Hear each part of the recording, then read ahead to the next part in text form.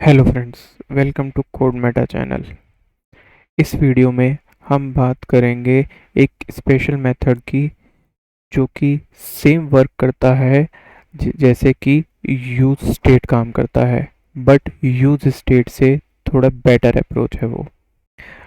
इस अप्रोच में अगर हमें क्या करना है कि अगर हमारे पास एक ही स्टेट की मल्टीपल कंडीशंस हैं, सपोज कि हमारे पास यूज़र नेम है और साथ में ये चेक करना है कि वो वैलिड है कि नहीं, तो हमें दो स्टेट बनानी पड़ती हैं अभी तक। लेकिन अब जो हम मेथड यूज़ करने वाले हैं उसमें क्या होगा, सिर्फ एक ही स्टेट का यूज़ करके हम दोनों चीज़ों को चेक कर सकते हैं। वो कैसे होता है वो हम बात करने वाले हैं। उस हुक का नाम है यूज रिड्यूसर। बहुत ही इम्पोर्टेंट हुक है और बहुत सारी एप्लीकेशन में बहुत वाइडली यूज़ होता है यूज स्टेट की जगह पे। इसे देखने के लिए हम क्या करेंगे, हम अपनी एप्लीकेशन में जाएंगे ऐड यूज़र्स में, जहाँ पे हमने हमारी यूज़र नेम और एज को स्टेट्स से मैनेज किया था। प्लस हमने ये देखा था कि ये जो इनपुट है ये टच है कि नहीं है। अगर हम हमारे कोड में जाएं, यहाँ पे use add user dot J S के अंदर, और वहाँ पे देखें हम, तो हमने क्या चेक किया था कि हमारी कंडीशन ये देखी थी कि अगर स्टेट टच है कि नहीं है और यूज़र नेम है कि नहीं है, इसकी चीज़ें देखी थी हमने कि यूज़र नेम एक तो हमारा सेट हो प्लस वो जो वैल्यू है वो टच्ड हो। तो हम क्या करेंगे, यहाँ पे जो टच मेथड है वो एंटर यूज़र नेम के लिए करेंगे और एज के लिए हम उसे हटा देंगे।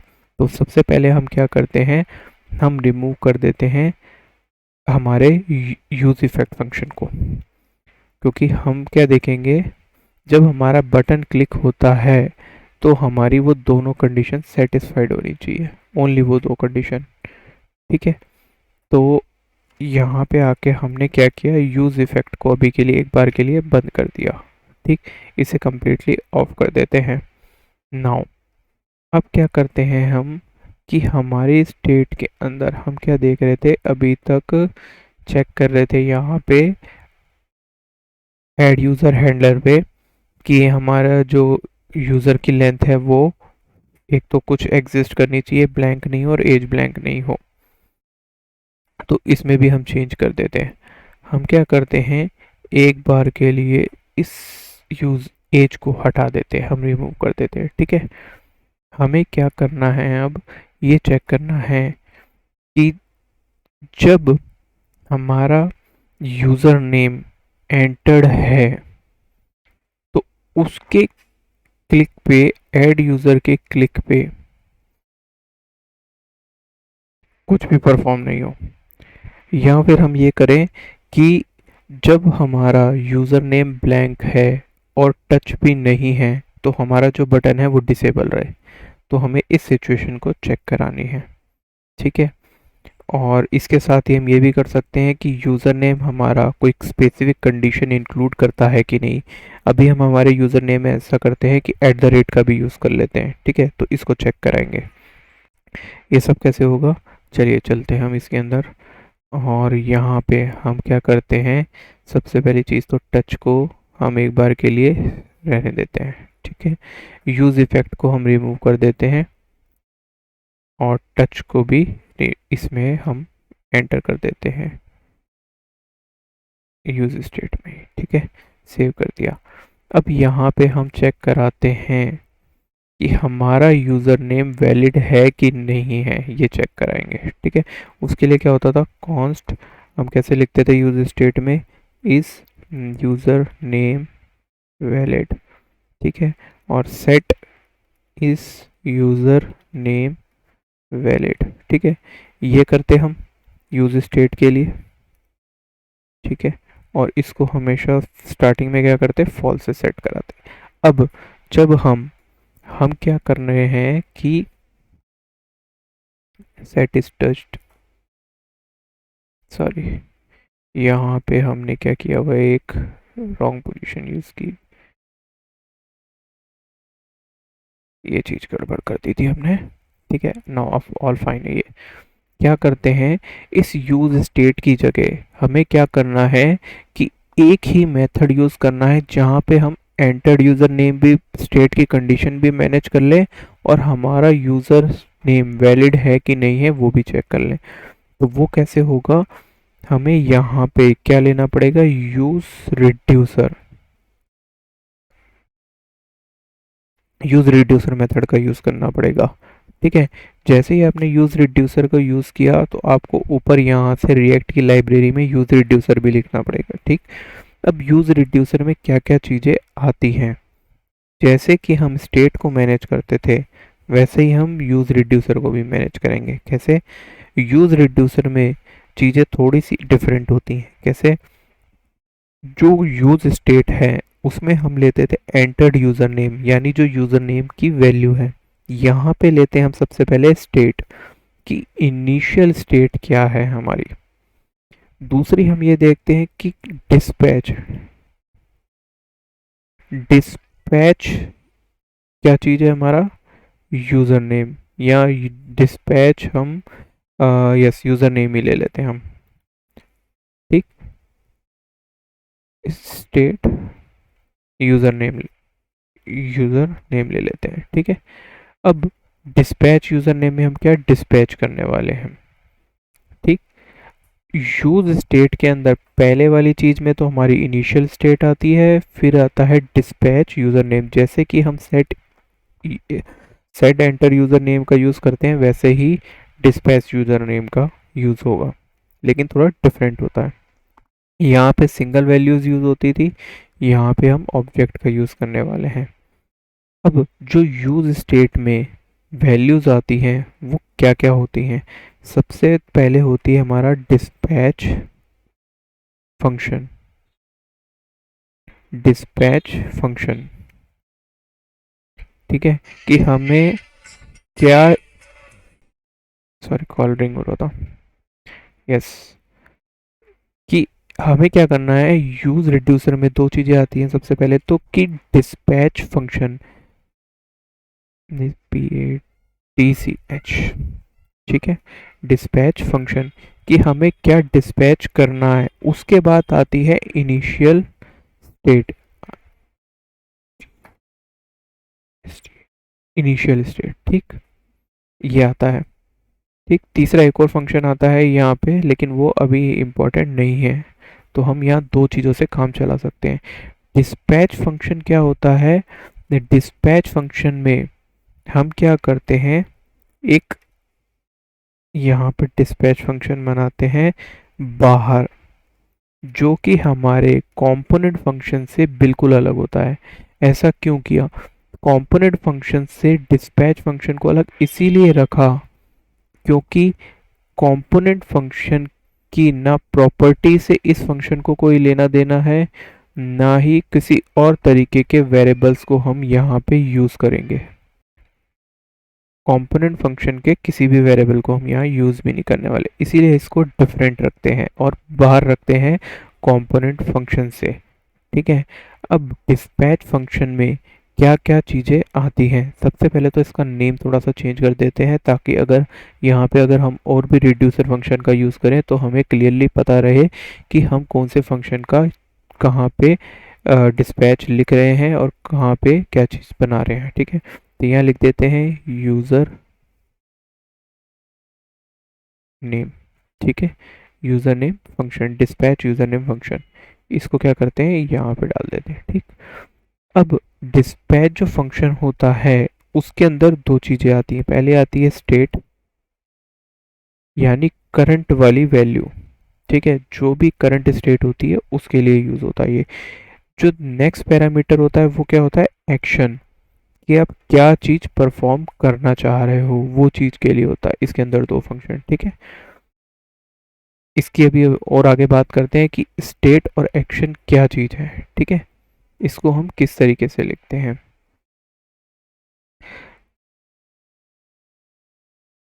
अब क्या करते हैं हम यहाँ पे जो इनिशियल स्टेट है उसको डिफाइन करते हैं कि इनिशियल स्टेट हमारी क्या है एक्चुअल में।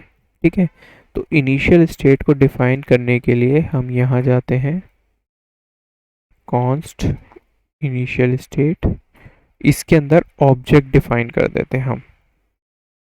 ठीक है, ऑब्जेक्ट डिफाइन कर दिया।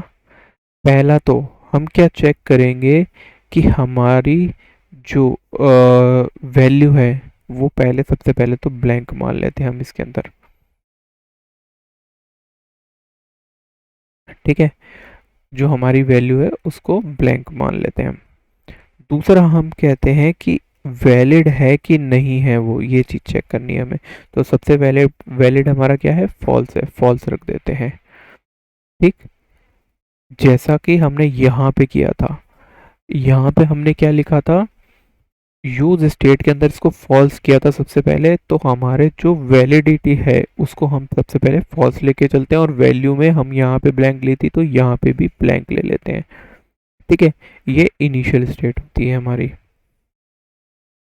नाउ अब क्या करते हैं कि जो हमारी स्टेट है, हमने क्या किया, यूज डिस्पैच के अंदर यहाँ पे यूज रिड्यूसर के अंदर डिस्पैच फंक्शन बनाया, इनिशियल स्टेट बनाई, हमारा स्टेट यूजर नेम ले लिया और डिस्पैच यूजर नेम ले लिया।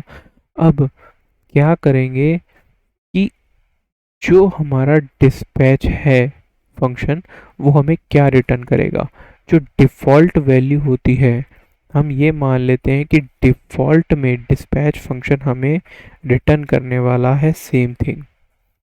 ठीक, ब्लैंक वैल्यू और ब्लैंक वैलिड यूज़र नेम। ठीक, ये हमें रिटर्न करने वाला है। ठीक, सेव कर दिया इसको। अब क्या करते हैं हम, स्टेट के अंदर स्टेट डॉट वैल्यू लिख देते हैं, यानी जो हमारी करंट स्टेट है उसकी वैल्यू आ जाएगी यहाँ पे। ठीक है, यहाँ पे हम ये मान के चलते हैं कि जो हमारी करंट स्टेट है ये लेते हैं। हमने यहाँ पे वैल लिया है, इसीलिए हमने यहाँ पे भी वैल ले लिया, क्योंकि इसकी जो सिचुएशन है वो यहाँ पे कर दी। स्टैटिकली इस वेरिएबल को फिट ना करके हमने क्या किया, डायनेमिकली लगा दिया। ठीक, और इसको हमने फॉल्स ही रखा हुआ है जो हमारी डिफ़ॉल्ट स्टेट है। अब क्या करते हैं कि हम ये देखते हैं कि हमारा डिस्पैच फंक्शन क्या कहता है। जो हमारी नॉर्मल स्टेट है सबसे पहले तो उसे डिफाइन करते हैं, यहाँ आते हैं, सबसे पहले हमारी जो नॉर्मल स्टेट होगी वो डिफाइन कर लेते हैं।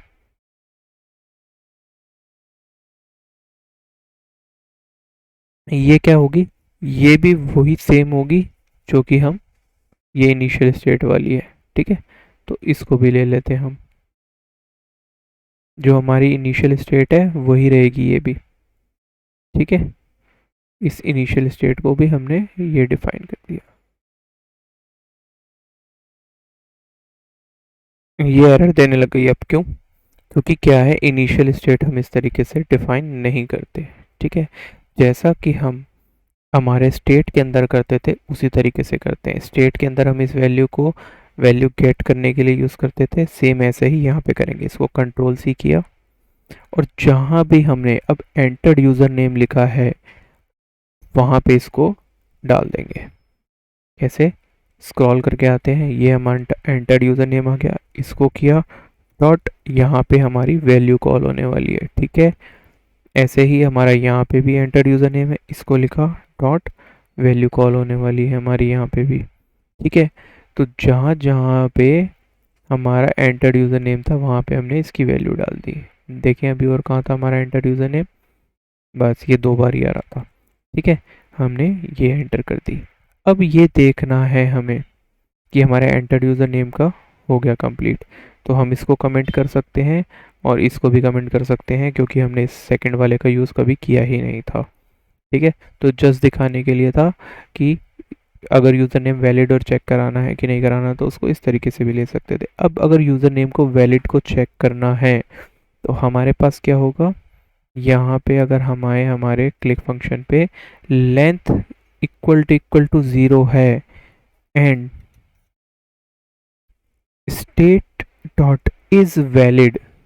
ठीक है, अगर आप देखोगे तो यहाँ पे सजेशन में ही आ रहा है कि आप क्या क्या चीज़ आपने वहाँ पे इनिशियल स्टेट में ली है वो सारी आ जाएंगी। State dot is valid equal to 3 बार, अगर वो फॉल्स है तो ये आ जाएगा, या तो ज़ीरो हो या तो वो फॉल्स हो। ठीक है, ये आ गया, हमने ये चेक करा लिया। अब क्या करते हैं हम, हमें क्या इशू दे रहा है ये, set entered user name is not function. Okay, क्या बोल रहा है कि जो ये लिखा है सेट एंटर्ड वाला, ये वैलिड नहीं है। ठीक है, तो इनको तो कमेंट करना पड़ेगा। नाउ अब क्या है, entered user name is not valid 130 line पे, यानी अभी एक और नीचे बची है कोई चीज भी।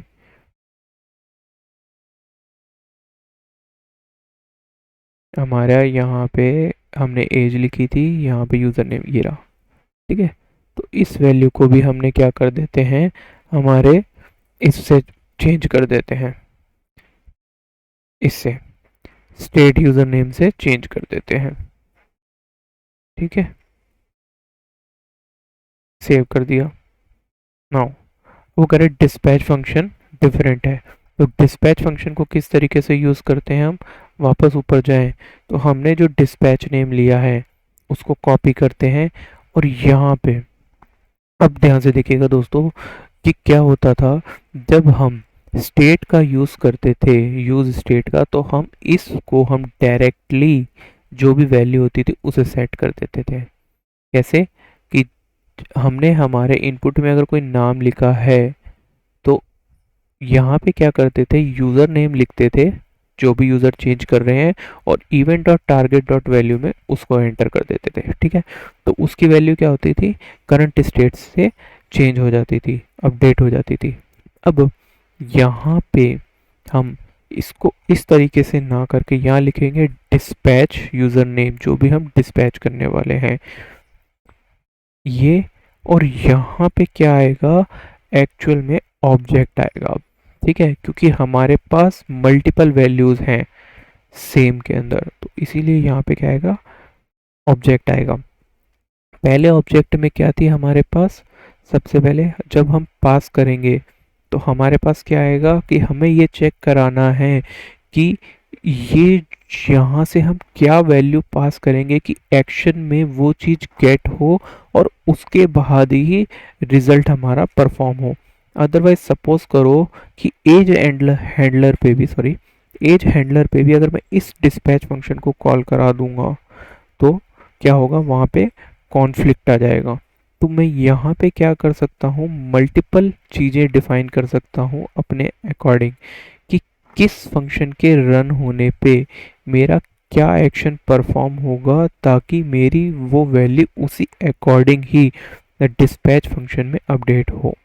ठीक, कैसे कि यहाँ पे सबसे पहले मैं लिख दूंगा टाइप, कि मेरा टाइप क्या है, मैं यूज़र की वैल्यू को अपडेट कर रहा हूँ, इनपुट को चेंज कर रहा हूँ, तो मैं यहाँ क्या लिख दूंगा, इनपुट चेंज। ठीक है, जो नाम आप यहाँ पे दे रहे हो वही आपको वहाँ एक्शन में मिलेगा, और जब एक्शन में अगर ये वैल्यू मिलती है तभी ये डिस्पैच फंक्शन परफॉर्म होगा, अदरवाइज नहीं होगा। अब क्या किया, पहला तो हमने टाइप डिफाइन कर दिया, दूसरा हमारे पास क्या होगा, दो चीज़ें आ रही हैं हमारे पास। ठीक है, दूसरे में क्या दो चीज़ें आ रही हैं, पहले में कि वो वैल्यू, सॉरी यहाँ पे नहीं लिख रहे हम, दो चीज़ें हमने यहाँ पे लेनी थी, तो दो, यहाँ पे हमारे पास दूसरी बार क्या आ रही है कि हमारी वैल्यू क्या आने जा रही है। ठीक है, टाइप डिफाइन कर दिया और यहाँ पे हमने वैल्यू ले लिया। ठीक है, यहाँ पे नाम थोड़ा सा हम चेंज कर देते हैं, कैसे, ये चेंज किया, और ये जो इवेंट और टारगेट डॉट वैल्यू था इसको यहाँ पे कॉल कर दिया। ठीक है दोस्तों, वीडियो थोड़ी सी बड़ी होगी बट चीज़ों को समझना बहुत ज़रूरी है। यहाँ पे क्या किया हमने, एक तो हमने टाइप डिफाइन किया और दूसरा वैल्यू के अंदर हमारी वैल्यू जो आ रही थी उसको ले लिया। ठीक, अब इसको सेव करते हैं। सपोज करो हमें किसी अदर फंक्शन में अब ये टाइप अगर हमने कुछ अलग ले लिया, तो ये डिस्पैच फंक्शन की वजह से जब वो टाइप वैल्यू को मिलेगा उस पर डिस्पैच फंक्शन में, तभी चलेगी जो हम परफॉर्म करना चाहते हैं चीज़ें, अदरवाइज नहीं चलेंगी। कैसे कि यहाँ पे हमने ले रखा है इनपुट चेंज। ठीक जी, टॉप पे आए हम, हमारे डिस्पैच फंक्शन में आते हैं, यहाँ पे हम क्या करते हैं, हम कंडीशन डिफाइन करते हैं। इफ अगर हमारी कंडीशन ये वाली है, यानी एक्शन डॉट, क्या लिया हुआ है हमने वहां पे, टाइप लिया हुआ है, action dot type equal to ये है इनपुट चेंज, तभी ये इफ कंडीशन रन होगी, अदरवाइज नहीं होगी। ठीक, तो हम क्या करेंगे यहाँ पे कि action dot type triple equal to input change हो गई तो ये एक्शन होगी, अदरवाइज डिफॉल्ट कंडीशन जो चल रही है वही की वही रहेगी। ठीक, क्या किया हमने, इनपुट चेंज पे जो हमारी वैल्यू आ रही थी, ठीक, उसको क्या करेंगे हम, हमारे जो ऑब्जेक्ट थी उसमें चेंज करेंगे। कभी भी हमें ये ध्यान रखना इस चीज के अंदर कि हमें कभी भी जो हमारा ऑब्जेक्ट्स होते हैं उनको मैन्युपुलेट नहीं करना है। हमें पूरा का पूरा जो ऑब्जेक्ट है उसको वापस से चेंज करना है। मींस कि ऐसे नहीं करेंगे कि हमको सिर्फ यहाँ पे अगर वैल्यू सेम रखनी है तो हमने इसको उठा दिया और सिर्फ वैलिड की कंडीशन को डाल दिया। हमें दोनों ही चीज़ें लेनी पड़ेगी। जो भी हम चेंज कर रहे हैं उसको तो हम रखेंगे फर्स्ट पोजीशन पे और बाकी को हम सेकंड पे डाल देंगे। ठीक है, अब मान लो कि हमने यहाँ पे सिर्फ वैल्यू चेंज की, कंडीशन को चेंज नहीं कर रहे, वो फॉल्स स्टेट में नहीं आ रहा, फॉल्ट स्टेट को चेंज नहीं कर रहे, तो हम यहाँ पे क्या करेंगे, वैल्यू के लिए लिखेंगे एक्शन डॉट, एक्शन डॉट, अब हमने वहाँ पे क्या ली थी, वैल्यू, तो वैल्यू लिख देंगे। ठीक है, इसको हम सेम रहने देंगे। अब सब इसके बाद सपोज करो कि हम एक कंडीशन और बना दें जहाँ पे इसको हमने फॉल्स ही रखा है, लेकिन फॉल्स यहाँ पे इस तरीके से नहीं रख सकते। हमें क्या करना पड़ेगा, यहाँ पे जो ओल्डर स्टेट है स्टैटिक ना रख के हमें डायनेमिक करना पड़ेगा, क्योंकि हो सकता है कि कंडीशन यहाँ पे कभी भी चेंज हो जाए। तो हमें क्या करना है, जो स्टेट है, जो स्टेट है डॉट, इसको इज वैलिड ये लेना पड़ेगा ताकि ये हमेशा डायनेमिकली ही रहे। ठीक, अब सपोज करो कि यहाँ पे नई कोई एक्स वाई जेड कंडीशन आती है। ठीक है, एक्स वाई जेड कंडीशन आती है जिसमें क्या करता है कि वो स्टेट भी चेंज हो जाती है, तो क्या लिखना पड़ेगा, एक्शन डॉट वैलिड है, हमने क्या रखा है यहाँ पे, स्टेट को चेंज करा रहे हैं।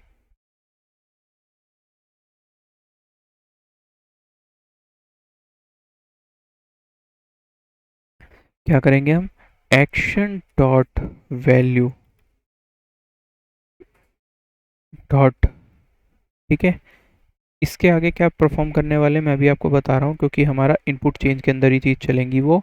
यहाँ पे जस्ट ये बता रहा हूँ कि अगर मान लो कोई एक्स वाई जेड आया और यहाँ पे वैल्यू की चेंज हो नहीं होती, सपोज करो वैल्यू चेंज नहीं होती, तो हमें क्या करना है, स्टेट का यूज़ करना है। यहाँ स्टेट डॉट वैल्यू को सेम रखना और एक्शन के अंदर चेंज कर दे, इस वैलिड के अंदर चेंज कर देना है। ठीक है, अगर मान लो ये दोनों कंडीशन नहीं मिलती तो वो हमें डिफ़ॉल्ट सिचुएशन ही दे देगा।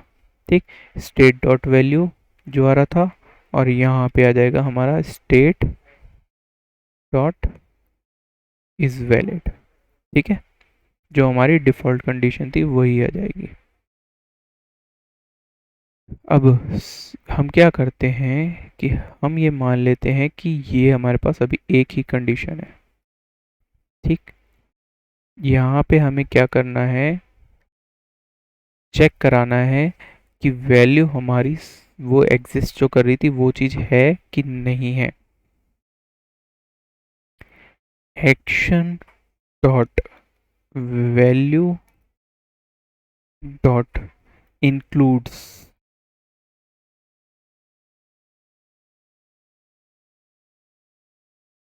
ये एक मेथड होता है जावास्क्रिप्ट का।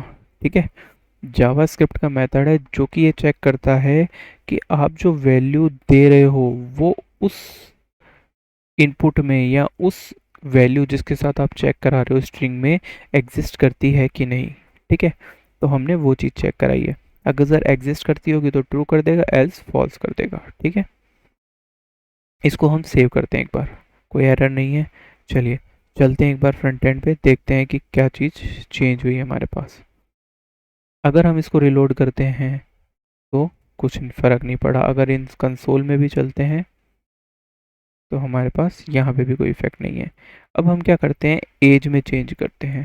ठीक है, एज में चेंज किया हमने, कोई इफेक्ट नहीं हुआ।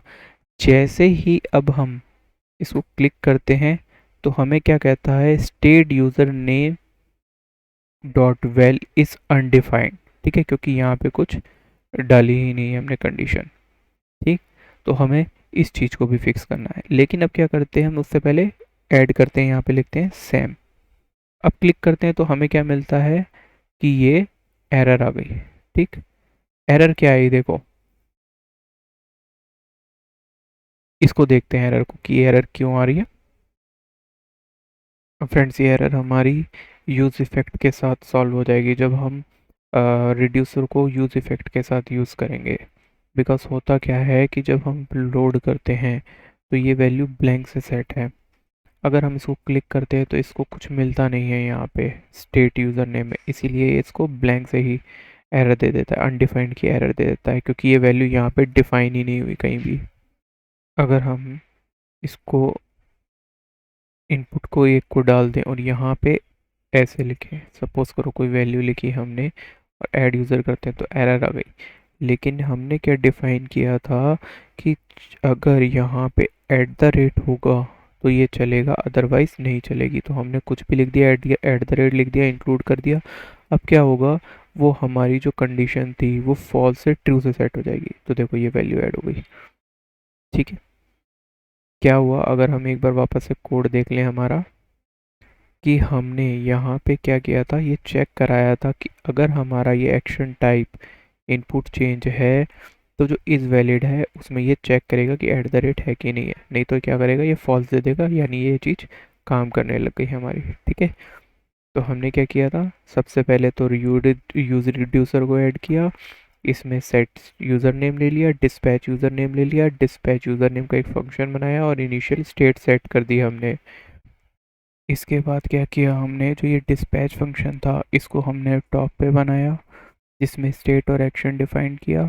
स्टेट में वहाँ यूज़ करते हैं जहाँ पे हमें वैल्यू को सेम रखना होता है, तो स्टेट डॉट वैल और स्टेट डॉट वैल्यू कर सकते हैं, या फिर इस वैलिडली भी लिख सकते थे। ठीक है, लेकिन हमने क्या किया कि डिस्पैच फंक्शन का एक्शन बनाया था, तो एक्शन डॉट टाइप में चेक कराया कि ये अगर एक्शन डॉट टाइप एग्जिस्ट करता है तो हमारे ये रिटर्न होगा। ठीक है, और रिटर्न में क्या चेक करा दिया, यहाँ पे वैल्यू एक्शन डॉट वैल्यू डाला दी और यहाँ पे एट द रेट चेक करा लिया। उसके बाद क्या किया हमने, और जो हमारा डिस्पैच फंक्शन था वो कहाँ पे है, नीचे हमने बनाया हुआ है जहाँ पे हमने ऐड यूज़र किया है, ये ऐड यूज़र हैंडलर है।